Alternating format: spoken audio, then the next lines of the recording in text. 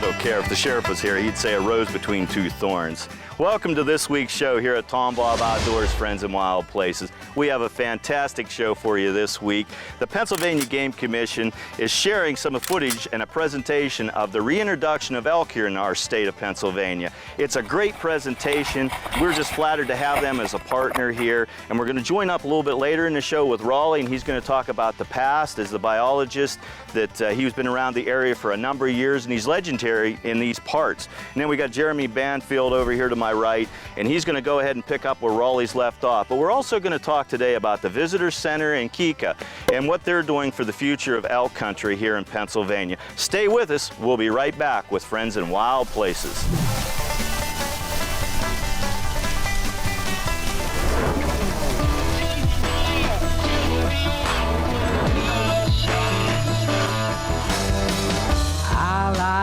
Walking on the wild side, wide open every time, letting it fly. You can find me high on the mountaintop, floating down a river rock, living for the ride.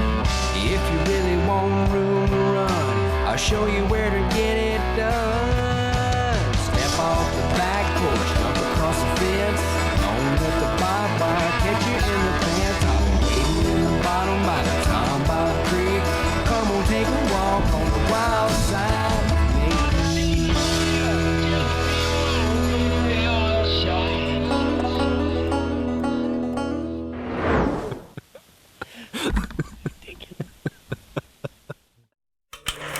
February 7th, 1916. Sir, I have the honor to report the shipment today by express in 2 carloads of 50 each of 100 elk to the state of Pennsylvania, as authorized by your letter of September 9th. February 17th, 1913.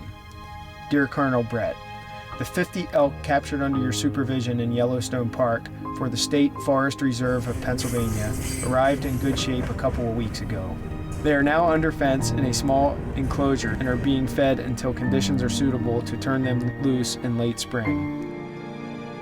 Elk had been killed in great numbers on the present site of the city of Philadelphia, even as late as the middle of the 17th century. This section of Pennsylvania was the last place to be settled in the east. It was Seneca Indian land. It was hostile territory until after the Revolutionary War. By 1750, the elk were already showing the efforts of persecution. Like so many other big game animals, they were slaughtered by the thousands without thought of the future. Many were slain merely for the hide and the souvenir tooth. And the first white settlers didn't come into the area until the early 1800s, and then only a very few at a time. It was a hard country to get to. It was isolated, and the country was especially hard on women and children. By Civil War era, people were living on Winslow Hill, breaking up the original forest, doing some farming on it. At the same time, elk, of course, were just about extirpated from Pennsylvania in the 1860s. As the 1800s unfolded, the increasing human population and demand for meat began to take its toll on other wildlife. Elk were exterminated in southeastern Pennsylvania and rare west of the Allegheny River by the beginning of the 19th century. By the late 1840s, they had disappeared from the southwestern part of the state and from the Pocono Plateau. By the 1850s, what remained of Pennsylvania's once mighty elk population was limited to sections of the north central, predominantly Cameron, Elk, and McKean counties. In 1867, the last Pennsylvania elk was shot. Gradually, the country filled up. They were attracted in the early days mostly for the open land. The land was very cheap. And then timber speculators bought much of the area for timber. Timber was a major industry in the area from about 1860 until 1910. But after the timber was exhausted, the land was almost completely devastated. It took early Pennsylvanians less than 200 years to extirpate the buffalo herd, the stately elk, the eastern mountain lion, and even the wolves. Fortunes were made and lost, But the strain of conquering a wilderness was over, and industrialization brought shorter working hours to the laboring man. With leisure came time for meditation and recreation. Following the logging, there was repeated forest fires, so the land was devastated. Some people thought it would never recover, but there was a few far-sighted individuals that thought otherwise, and that was the beginning of the state forest and the state game system that we have today. Toward the end of the 19th century, interested men began to wonder what was happening to wildlife. Out of this chaos, and through the unswerving efforts of a few dedicated and far-seeing men, was born the theory of conservation of Pennsylvania's wilderness and wildlife. What was left was to be encouraged and protected. What had vanished might be replaced from stock left in other parts of the country. I was born and raised in the village of Dents Run. Once it was a former lumber town. There was perhaps 200 people that lived in the village about 1900. After the timber was cut, the people gradually moved away, and now we have about 12 full-time residents here.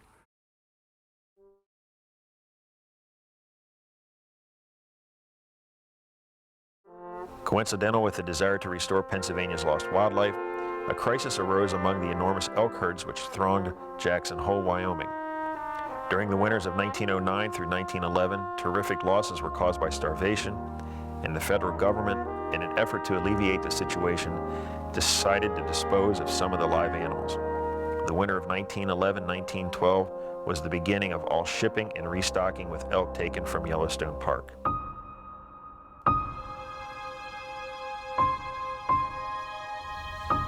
As there have not been elk in Pennsylvania since the beginning of game protection, there is now no law protecting them. And we have, before the legislature, an act April 16, 1913.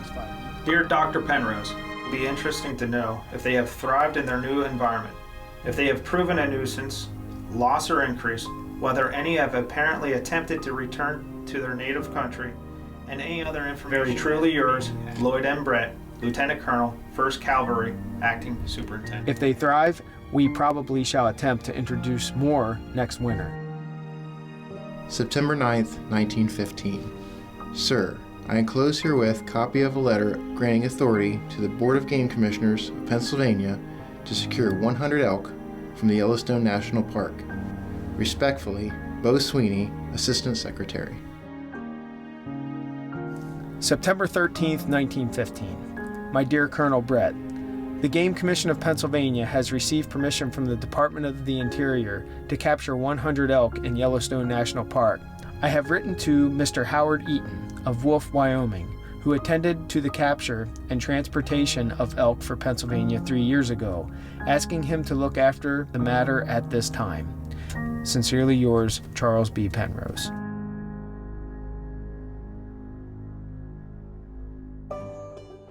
January 14th, 1916.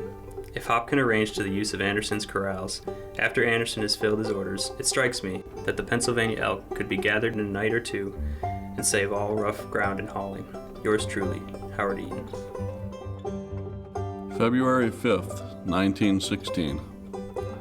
The bearer, Mr. Howard Eaton, is traveling in charge of 2 carloads of wild elk shipped from Yellowstone National Park to the Game Commissioners of the state of Pennsylvania by authority of the Secretary. Only select elk are shipped, and they were in first-class condition when they left the park. F.T. Arnold, Captain of Cavalry, commanding for the Acting Superintendent. Yellowstone National Park, Wyoming, February 7th, 1916. Received from the Acting Superintendent of the Yellowstone National Park, 100 elk, 20 males and 80 females, to be transported to Pennsylvania under the authority of the Secretary of the Interior, dated September 9th, 1915. Pennsylvania made its first releases in 1913 when 50 elk from Yellowstone and 22 from a private preserve in Monroe County were shipped to the north-central part of the state. The elk were divided equally between Clearfield County and Clinton County. 12 of the Monroe County animals were released in Monroe County itself, and 10 were sent to Center County. The elk arrived by railroad at the village of Howard Siding, 6 miles west of Emporium, and were greeted by large crowds of hunters, farmers, and curious onlookers. The elk were unloaded into crates and hauled up over the mountain, pulled by teams of horses, and released on the west branch of Hicks Run.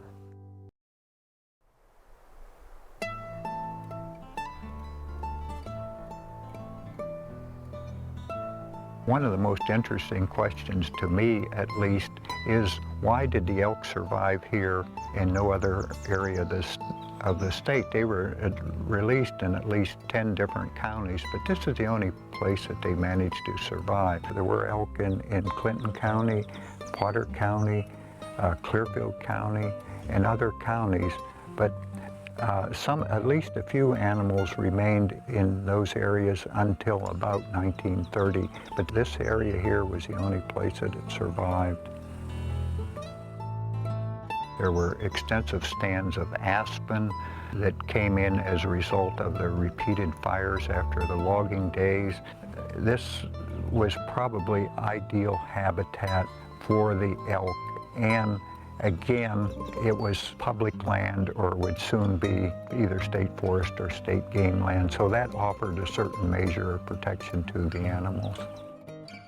Up until at least the 1930s, there was not really an all-weather road into the area.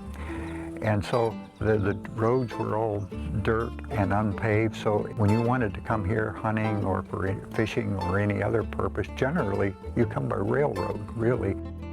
The local people took a protective attitude towards them, and you cannot discount the just pure chance that they really survived here and nowhere else. So all these factors come together at one time to favor the elk. Some good things have happened. With the improved habitat, we now have had 10 or 11 elk seasons. We're able to harvest some elk every year, and the herd is still growing.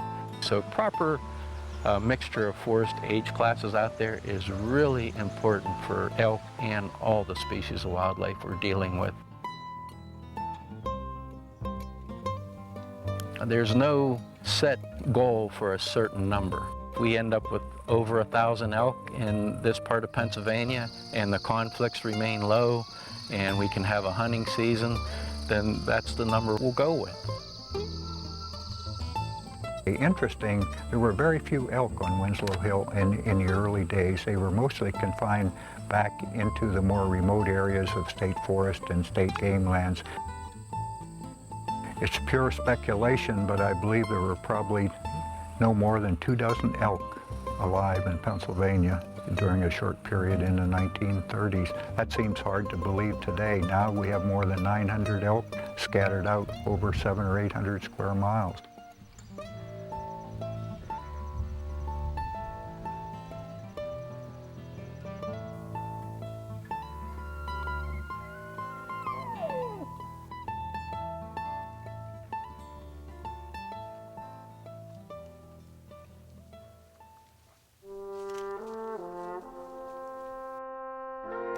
Pennsylvania is fortunate in having the land and the resources to support a thriving elk herd.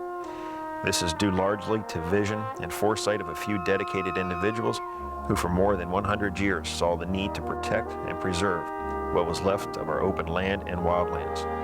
For those who enjoy the outdoors and wild things, we owe these early pioneers in the conservation movement a debt that can never be repaid.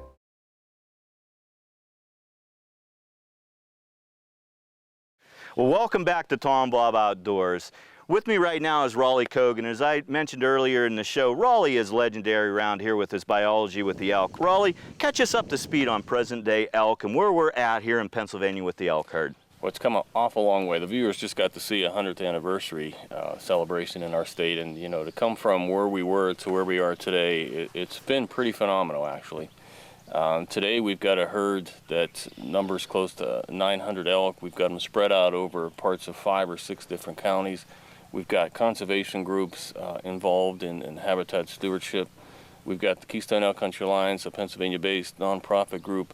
We've got a world-class destination here welcoming in over 350,000 visitors a year to celebrate this elk population in our state. And you know what? People want to experience Pennsylvania's elk country, and they come here to do that. So we've come an awful long way in the last 100 years. Oh, and elk country is more than just elk country. There's turkey, there's whitetail. I mean, even last year, maybe I shouldn't say it, we had a few rattlesnakes around. I mean, it's a collage of everything around here. We got it all. And for more information, there's all kinds of activities. I know you got a motorcycle ride, you got a classic car cruise in. Got a lot of activities going on up here. The Elk Expo is going to be here this year. Can you tell us a little bit about that, Raleigh? Yeah, let me just back up just for a second. Okay, right? yep. This building is the Elk Country Visitor Center. It's a private-public partnership with the Department of Conservation and Natural Resources and the Keystone Elk Country Alliance. And it's a world-class destination. We welcome people in. And as you said, we have an awful lot of events, kind of a wide variety of events going on here. And what we're trying to do is get people in here that may not normally come just to see an elk. I don't mean to downplay that, but Yes. not everybody has the passion for elk country that we do. And so if you enjoy riding a motorcycle, boy, coming to ride a motorcycle in elk country is a pretty cool place to ride. Some absolutely beautiful scenery. Some of the most wild, remote country we have. And you think about that, we've got 2 million acres of public land right here in Pennsylvania's Elk Range.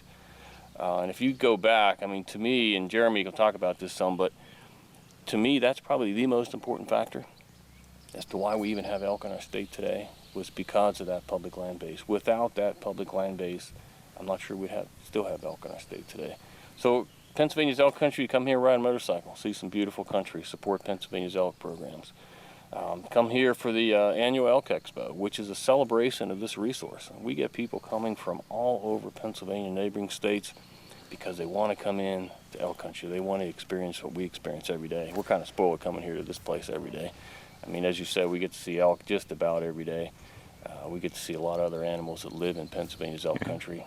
You know, we've got the clean air, the clean water, the big forest, we've got the big game animals, we've got the non-game animals. It's all happening right here. That Elk Expo is August 16th and 17th. Last year, Brad, when we had the Elk Expo, we had 11,000 people here in 2 days. It was a big deal for us. It was. Yeah, I visited and it was great. And for you viewers out there that may be watching this from Washington, Montana, Florida, this truly has become a destination, the PA Wilds here. We have so much to offer. I love to travel to the Black Hills, as you know, out in the Dakotas.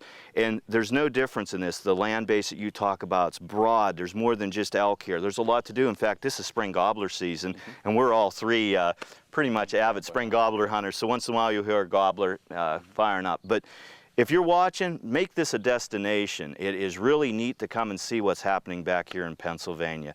Raleigh, thanks so much for all you do. Is there anything?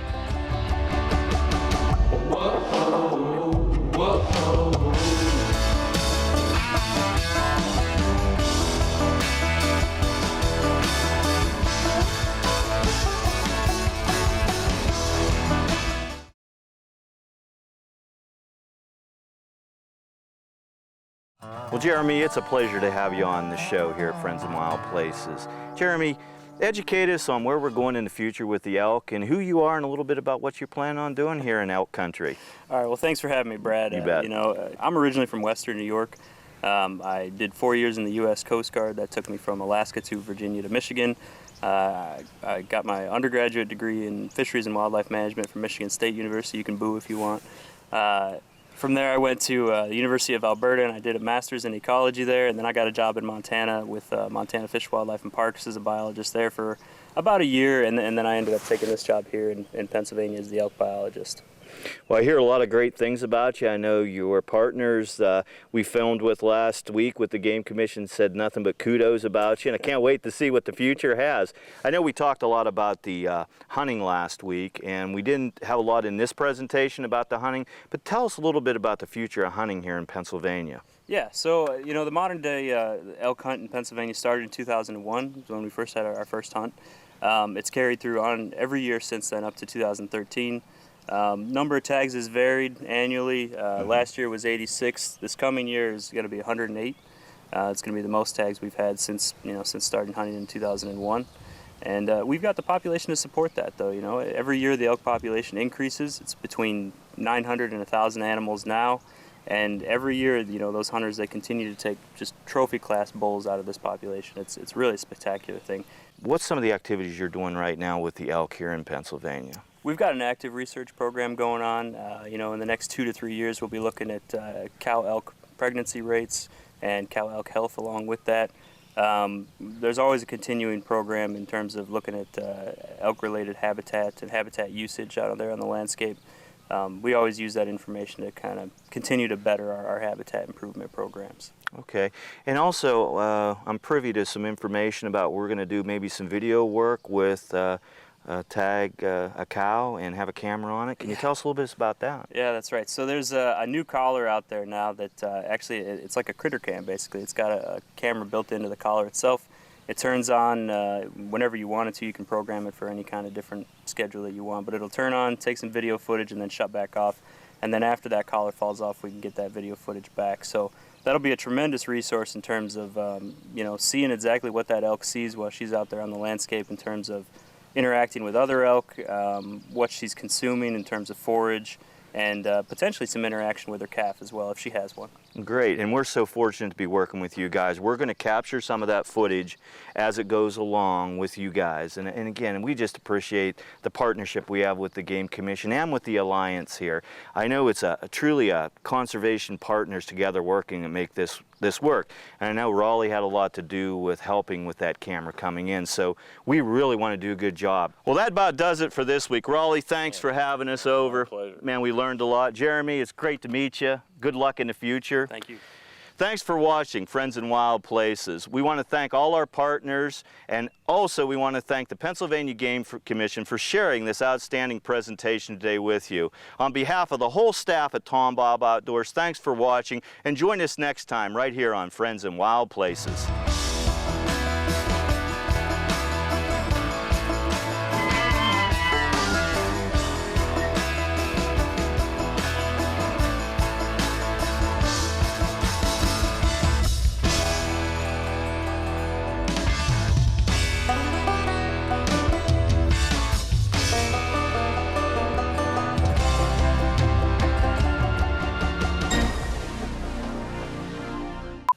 I used to be able to knock it out of the park. Must be my age. Sorry we're closed today. That's on tape, isn't it? Duh. Quit touching me. You said something in my ear.